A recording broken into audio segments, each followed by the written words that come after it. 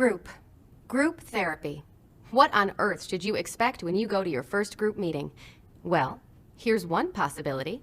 Okay, people, can we just focus for a few minutes? I don't want to talk about my mother. Oh, not again. It's a stupid topic. I want to talk about what I want to talk about, not some dumb guy's dumb mother. Whoa, listen, Miss Thornton. This My is mother. so Come on, stupid. this I is don't not- Okay, that was ugly. And while it seemed like a bit of an exaggeration, we did that for a purpose. Most group therapy programs are really nothing like that. Actually, they're a lot more like this. Hi, everyone. So it looks like today we don't have any new folk. This group is about the mind, body, spirit connection, but as you all know, I like to open the floor up to the group first in case anyone has something urgent they need to have addressed. Yesterday, my dad picked up my refills for my bipolar medication. Oh man, that sucks. My parents have been super supportive of me through this whole thing. My parents were kind of like Jennifer's when I first got started, so yeah, give peace a chance.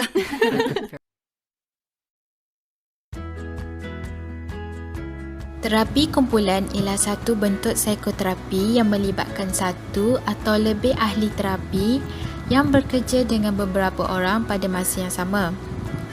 Sesiapa sahaja boleh menyertai terapi kumpulan, walau bagaimanapun, terapi kumpulan boleh membantu terutamanya kepada orang yang mempunyai akses terhad kepada penjagaan kesihatan mental, seperti mereka yang tinggal di kawasan luar bandar ataupun mereka yang berpendapatan rendah.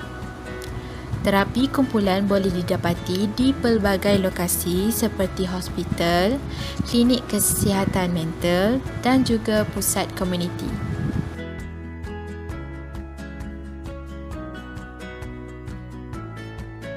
Terdapat 5 jenis terapi kumpulan. Terapi yang pertama adalah terapi kumpulan psikopendidikan. Terapi ini berfokuskan kepada mereka yang mempunyai fobia dan kebimbangan. Selain itu, terapi ini bertujuan untuk mendidik klien tentang keadaan mereka dan membantu mereka dalam menyediakan strategi yang baharu.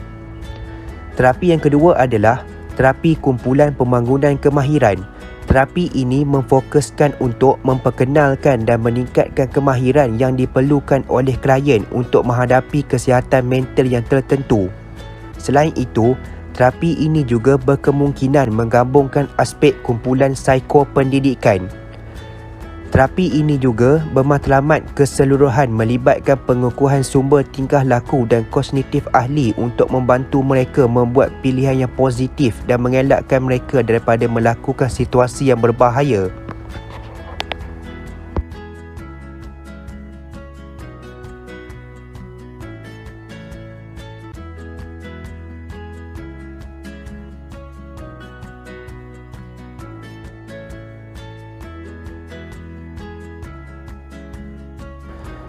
Terapi kumpulan yang seterusnya adalah terapi kumpulan tingkah laku kognitif.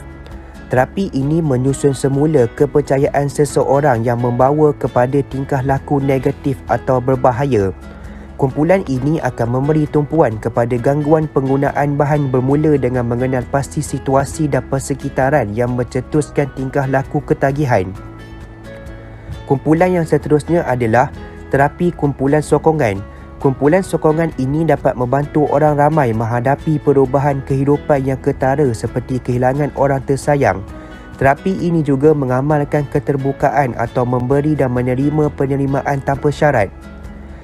Terapi kumpulan yang terakhir adalah terapi kumpulan proses interpersonal. Kumpulan terapi ini menggunakan pendekatan psikodinamik untuk menggalakkan perubahan positif. Terapi ini juga lebih memfokuskan kepada dinamik kumpulan interpersonal dan kurang memfokuskan kepada psikologi individu.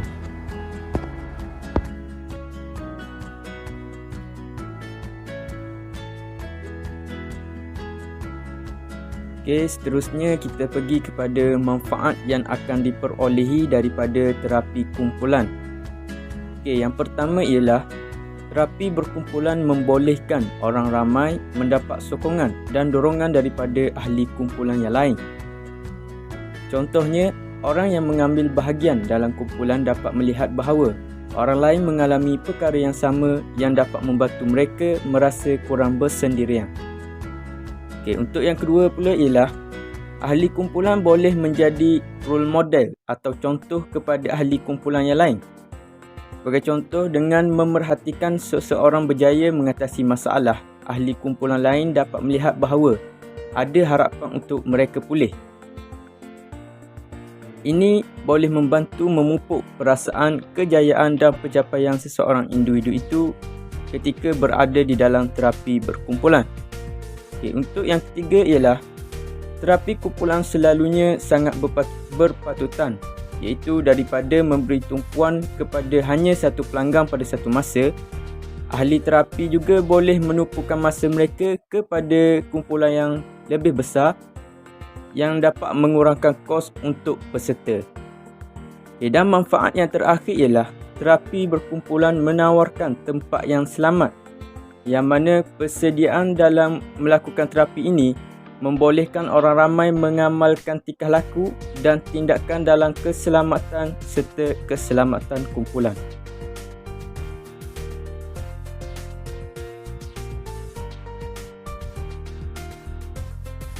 Saya akan menerangkan isu-isu yang dibincangkan dalam grup terapi.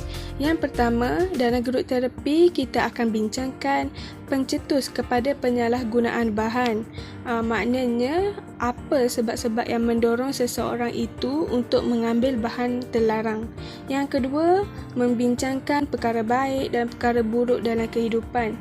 Contohnya, kita sebagai kaunselor akan tanya pengalaman yang buruk yang berlaku dalam kehidupan penagih dan berusaha untuk bimbing dan dedahkan mereka kepada perkara-perkara yang baik. Contohnya, perkara keagamaan. Yang ketiga, dalam grup terapi juga ada membincangkan isu mengenai penjelajahan diri. Contohnya, kita akan ajar penagih itu untuk teroka diri mereka sendiri, bagaimana nak faham perasaan mereka sendiri dan juga macam mana nak nyatakan perasaan mereka tu melalui percakapan dan juga perbuatan. Yang keempat, dalam grup terapi juga ada membincangkan isu mengenai kepentingan penjagaan diri.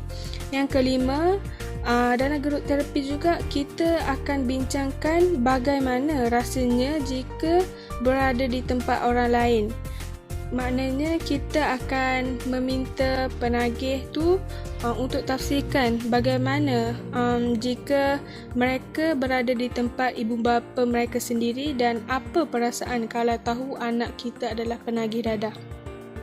Dan yang terakhir adalah menerangkan proses ketagihan dan pemulihan, yang mana proses pemulihan seperti mana yang kita tahu mengambil masa yang agak lama.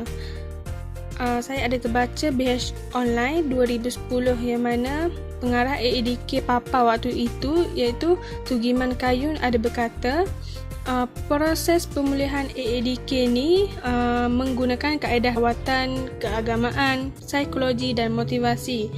Katanya lagi, bagi penagih syabu yang mana tak ada ubat khusus untuk mengubatinya, pelatih akan diberikan motivasi dan kaunseling bagi menghilangkan ketagihan mereka tersebut.